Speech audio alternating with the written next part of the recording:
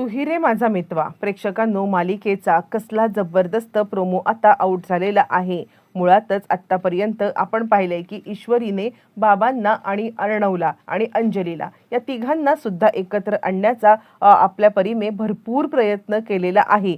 पण आता शेवटचा एक निर्णायक वार करत ती आता खरा गुन्हेगार समोर आणणार आहे। आणि मुळातच इकडे आता श्रीकांत धुमाळ आणि वल्लरी यांना एकत्रितपणे ज्यावेळेला इकडे आता पोलीस पकडणार तेव्हाच खऱ्या अर्थाने खूप मोठा आता गहजब होणार आहे। आणि इथेच आता या सगळ्यामध्ये अर्णवच्या समोर वल्लरीने भूतकाळामध्ये केलेला हा सगळा महाभयंकर प्रकार तर आलेलाच आहे। पण त्याच ईश्वरीने मात्र आता अर्णव आणि बाबांना एकत्र येण्यासाठी जी काही ट्रिक केले ती पण आता यशस्वी झालेली आहे। आणि त्यानंतर अर्णवला आपल्या बाबांची किती काळजी वाटते आणि या सगळ्यामध्ये अर्णव आता असं काय म्हटलंय की ज्याच्यामुळे बाप आणि लेकामधला दुरावा दूर झालेला हे सगळं पाहू।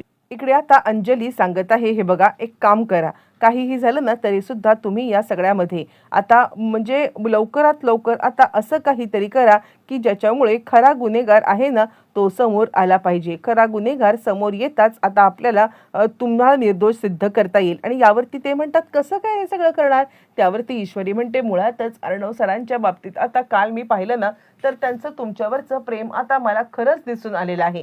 ते आता तुमच्यावरती किती आणि कसं प्रेम करतात ना हे खरंच मी पाहिलंय।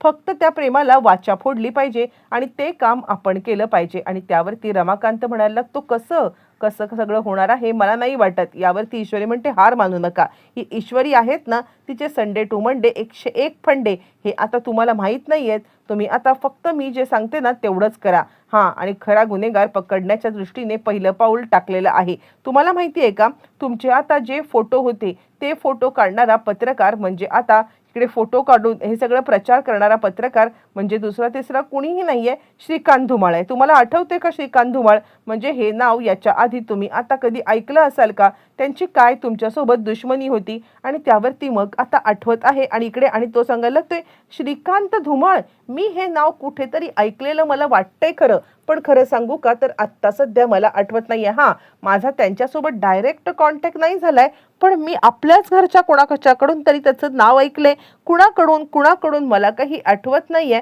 असं म्हणत मात्र आता तो विचार करतोय। आणि अचानकपणे त्याला आठवतंय, हां मला आठवलं, अगं तुला माहिती आहे का आपल्या या वल्लरी बहिणी, अगं त्यांच्याच तोंडून नाव ऐकलंय। यावरती ती म्हणते काय बोलताय तुम्ही, आणि त्यावरती तो सांगायला लागतो हो मी त्यांच्याच तोंडून हे नाव ऐकलेलं आहे। आणि असं म्हटल्यावरती मग आता लगेचच इकडे सांगायला लागते ईश्वरी, काय बोलताय तुम्ही, त्यांच्या तोंडून नाव ऐकलं म्हणजे सविस्तर मला सांगा। आणि त्यावरती रमाकांत सांगायला लागतो म्हणजे ज्या वेळेला ती ही घटना घडली ना त्याच्या आधी सुद्धा एकदा वल्लरीने काहीतरी बातमी इकडे यांच्याकडून दिली होती। मला ती बातमी आठवत नाहीये, पण मला इतकं आठवते की आता वल्लरी यांच्यामध्ये म्हणजे या दोघांच्या मध्ये आता काहीतरी म्हणजे रिलेशन होतं। आता मात्र इकडे ईश्वरीच्या हातामध्ये खूप मोठं आता घबाड सापडलंय आणि ईश्वरी विचार करायला लागते आणि ईश्वरी सांगायला लागते, हे बघा असं असेल ना तर तो श्रीकांत धुमाळ लपतोय आणि त्याच्या लपण्याच्या मागे वल्लरी मामींचाच हात असणार आहे आणि या सगळ्यामध्ये तुम्हाला अडकवणारी पण वल्लरी मामीच असणार आहे। यावरती ते म्हणतात पण वल्लरीला हे सगळं करून काय मिळालं, त्यावरती आता ईश्वरी सांगायला लागते मला खरंच माहित नाहीये की त्यांना हे सगळं करून काय मिळालं किंवा त्यांनी हे सगळं का केलं, पण त्यांनी जे काही केलंय ना ते पूर्णपणे चुकीचं आहे आणि ते आता समोर आणण्याची वेळ आलेली आहे। आता फक्त एकच काम करायचं की ह्या दोघांचं रिलेशन अर्णव सरांच्या समोर मला आणायचं आहे आणि त्यासाठी मला तुमची मदत लागेल असं म्हटल्यावरती आता मात्र इकडे रमाकांत सांगतो मी अर्णव आणि अंजली यांचा राग जर का जाणार असेल ना त्यासाठी काही करायला मी तयार आहे असं तो म्हणायला लागतो। असं म्हटल्यावरती ईश्वरीने आता मात्र पुढचा प्लॅन केलेला आहे आणि ईश्वरीने बरोबर रीतीने रमाकांतला सगळा आपला प्लॅन समजावून सांगितलाय। इकडे आता रमाकांत जोराजोरात ओरडायला लागले, डोकं दुखतंय माझं, डोकं दुखतंय। आणि आता काळजीपोटी धावत पळत अर्णव तिकडे आलाय, काय झालंय, मामा म्हणतात अरे बघ रे सकाळपासून रूमच्या बाहेर हे पडले नव्हते आणि म्हणूनच काय झालं हे बघण्यासाठी मी ज्या वेळेला आतमध्ये आलो ना आणि त्यावेळेला हे डोकं धरून बसले होते। अरे खरंच मला काही कळत नाहीये, काय झालंय काय। आणि त्यावरती अर्णव आता खूपच काळजीने येतो आणि काय झालंय असं म्हणायला लागतो। आणि त्यावरती ईश्वरी, अहो सर काहीच कळत नाहीये, म्हणजे आता या सगळ्यामध्ये इकडे काहीही झालं तरी आता हे बाहेर राहत होते, स्वतःची काही काळजी घेत नव्हते आणि त्याचमुळे कदाचित हे सगळं झालेलं आहे। अर्णव म्हणतो आकाश एक काम कर, तू ताबडतोब आता इकडे गाडी काढ आणि गाडी काढून आता इकडे यांना यांना ताबडतोब हॉस्पिटलमध्ये नेऊया, सगळं बॉडी चेकअप करून आणूया. आणि त्याच वेळेला आकाश आता त्यांना उचलण्यासाठी येतो आणि त्यावरती रमाकांत म्हणतो, नाही नाही, खरंच काही गरज नाही, किती आयुष्य राहिलंय माझं, म्हणजे आता या घरामध्ये आलो, माझ्या मुलांना पाहिलं आणि त्यानंतर खरंच आता मला इकडे दुसरं काही नको आहे, ना डॉक्टर हवेत ना काही हवेत, काहीही झालं ना तरी सुद्धा मला असं वाटतंय ना की या सगळ्यामध्ये मी ठीक आहे. आणि त्यावरती अर्णव चिडतो, काय ठीक आहे आकाश, तू एक काम कर, आत्ताच्या आत्ता तू गाडी काढ, मी पण येतोय, आपण ह्यांना घेऊन हॉस्पिटलला जाऊया. असं म्हटल्यावरती इकडे आता ईश्वरी सांगायला लागते, बाबा ऐका ना, जर का आता अर्णव सर तुम्हाला डॉक्टरांकडे घेऊन चाललेत तर तुम्ही जा ना, तुम्ही का असं आडकाठी करताय. असं म्हटल्यावरती आता इकडे ते सांगायला लागतात, नाही ग बाळा, आडकाठी असं नाहीये, पण आता माझं किती आयुष्य राहिले. यावरती अर्णव म्हणतो, आकाश यांना गप्प बसायला सांग. आणि नाही, आता इकडे या वेळेला सगळेजण त्याला आता गाडीत घालून हॉस्पिटलमध्ये नेत असताना इकडे मात्र वेगळाच प्रकार घडला. इकडे आता ईश्वरीने एक वेगळीच खेळी खेळलेली आहे. ईश्वरीने बरोबर वल्लरीला ट्रॅप केलंय, कारण आता ईश्वरीला समजलेलं आहे की श्रीकांत धुमाळ यांच्यासोबत वल्लरीचे संबंध आहेत आणि त्यानंतर ती मुद्दामच समोर आता अर्णव आणि बाकी सगळ्यांना सांगायला लागते, मुळातच हे निर्दोष आहेत आणि जो कोणी दोषी आहे ना ती व्यक्ती आम्हाला सापडलेली आहे. फक्त आता व्यक्ती जरी सापडली असली तरी काही पुरावे आहेत जे आता पुरावे शोधायचे आहेत आणि ते पुरावे एकदा का हाती लागले ना मग ती व्यक्ती तुमच्या समोर मी आणणार म्हणजे आणणार. मला फक्त 22 तासाची मुदत पाहिजे आहे. असं म्हटल्यावरती मात्र आता इकडे वल्लरी खरंच अस्वस्थ झाले आणि वल्लरी विचार करते, म्हणजे खरंच या ईश्वरीला काही सापडलंय का काय. नाही नाही, काहीही झालं तरी सुद्धा हिच्या हाताला कोणतंही घबाड लागायला नकोय आणि त्यासाठी ती आता श्रीकांतला बोल. आणि आता इकडे आल्यावरती लगेचच श्रीकांतला ती सांगायला लागते, हे बघ, या सगळ्यामध्ये जे काही आता तुझ्या हातामध्ये आहेत ना, सुप्रिया देसाई आणि त्याचबरोबर रमाकांत राजशिर्के यांचे निगेटिव्ह मला दे.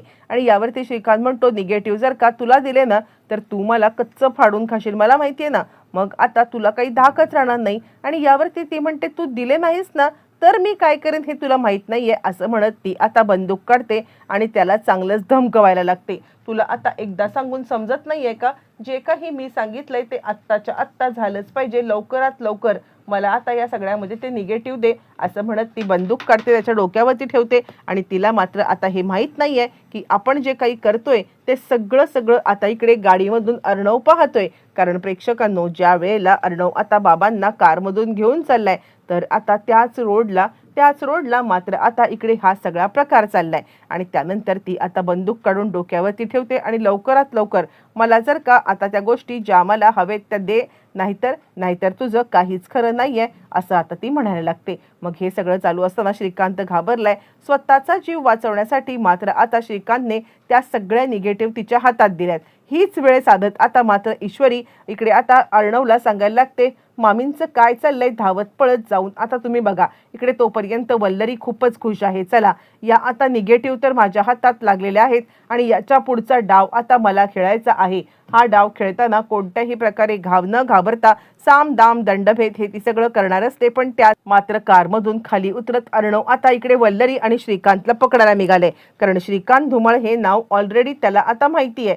त्याला माहिती आहे की श्रीकांत धुमाळने मात्र आत्तापर्यंत आपल्यापासून लपलेला आहे आणि या प्रकरणाचा सगळा मेन सूत्रधार, ते फोटो काढणारा हा आता श्रीकांत आहे, त्याला पब्लिश करणारा हा श्रीकांत आहे. आणि त्याचमुळे तो आता श्रीकांतला पकडायला खाली उतरलाय. पण पाहतो तर काय, तिकडे प्रत्यक्षात वल्लरीला पाहिल्यावरती त्याचे धाबे दणाणलेत आणि त्याच वेळेला ते निगेटिव्ह त्याच्या हातात लागलेत. म्हणजे मामी याचा वापर करत होती आणि मामीने मुद्दाम हे सगळं घडवून आणलं. त्याला काही कळायला मार्ग नाहीये, पण आता पोलिसांना तो पकडायला सांगत आहे. प्रेक्षकांनो, एका झटक्यात वल्लरीचे सगळे काळे धंदे अर्णवच्या समोर आलेत. पळणाऱ्या वल्लरीला मात्र आता अर्णवने बरोबर रीतीने अडकवलेलं आहे आणि आता बरोबर रीतीने ते निगेटिव्ह हातात घेतल्यावरती खरंच आपले बाबा निर्दोष होते आणि आपण त्यांच्यावरती उगाचच इतके सगळे आरोप केले असं त्याला वाटत आहे. एका झटक्यात ईश्वरीने मालिकेतली समीकरणं तर बदललेत, पण आता रमाकांत आणि अर्णव यांना एकत्र आणण्यासाठी सुद्धा आता मोठा प्रयत्न केलाय. ईश्वरीच्या या प्रयत्नामुळे अर्णव आता आपल्या बाबांच्या जवळ तर येणार आहे. बरं, इतकंच नाहीये तर आता या सगळ्यामध्ये अर्णव आणि बाबा हे एकत्र येत वल्लरीचा काटा सुद्धा काढणार आहेत. एका झटक्यात मालिका खूपच रंजक वळणावरती आलेली आहे आणि या मालिकेमध्ये आता मात्र इकडे शिक्षा वल्लरीला काय मिळणार? सुप्रिया निर्दोष आहे हे समजल्यावरती अर्णव आणि ईश्वरी यांचा संसार पुन्हा एकदा जोमात सुरू होणार का? सगळं येणाऱ्या भागात कळणार.